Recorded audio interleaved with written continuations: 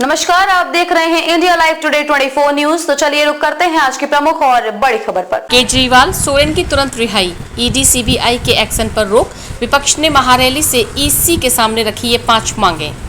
दिल्ली के रामलीला मैदान में इंडिया गठबंधन की लोकतंत्र बचाओ महारैली में विपक्षी नेताओं ने जांच एजेंसियों की तरफ से हो रही कार्रवाई पर सवाल उठाया। लोकसभा चुनाव के लिए होने वाली वोटिंग से पहले Indian national development inclusive alliance यानी विपक्षी दलों के इंडिया गठबंधन ने चुनाव आयोग से एक मांग की है।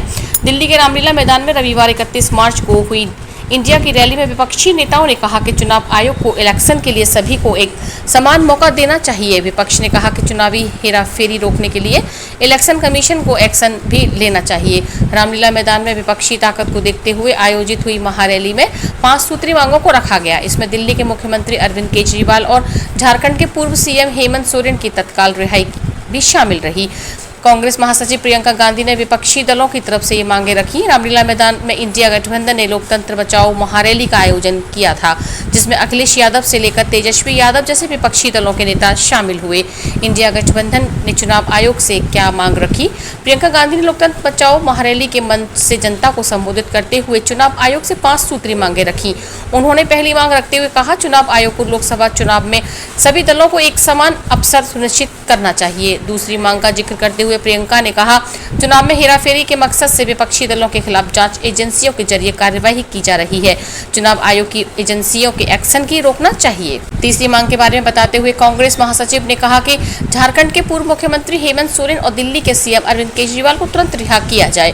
केजरीवाल शराब नीति मामले में ईडी की हिरासत में है, जब सोरेन जमीन घोटाले में बंद है। चुनाव आयोग से चौथी मांग रखते हुए प्रियंका ने कहा, चुनाव के मैदान विपक्षी राजनीतिक दलों का आर्थिक रूप से गला घोटा जा रहा है। इस तरह की जबरन हो रही कार्रवाई पर तुरंत रोक लगानी चाहिए। प्रियंका ने 5वीं मांग को जिक्र करते हुए कहा, इलेक्टोरल बॉन्ड का इस्तेमाल कर बीजेपी के जरिए बदले की भावना, जबरन वसूली और मनी लॉन्ड्रिंग के आरोपों की जांच के लिए सुप्रीम कोर्ट की निगरानी में एसआईटी स्पेशल इन्वेस्टिगेशन टीम का गठन होना चाहिए।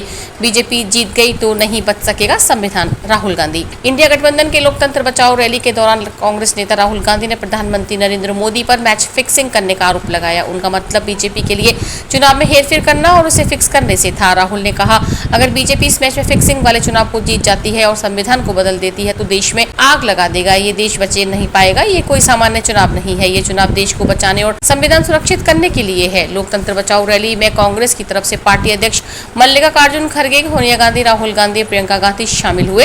एनसीपी एसपी के प्रमुख शरद पवार, आरजेडी नेता तेजस्वी यादव, समाजवादी पार्टी प्रमुख अखिलेश यादव, तृणमूल कांग्रेस सदस्य Derek O'Brien, Shiv Sena UBT chief Uddhav Thackeray, Aam Aadmi party के नेता और पंजाब के मुख्यमंत्री भगवंत मान जैसे नेताओं ने भी हिस्सा लिया। खबरों में अब तक के लिए बस इतना ही।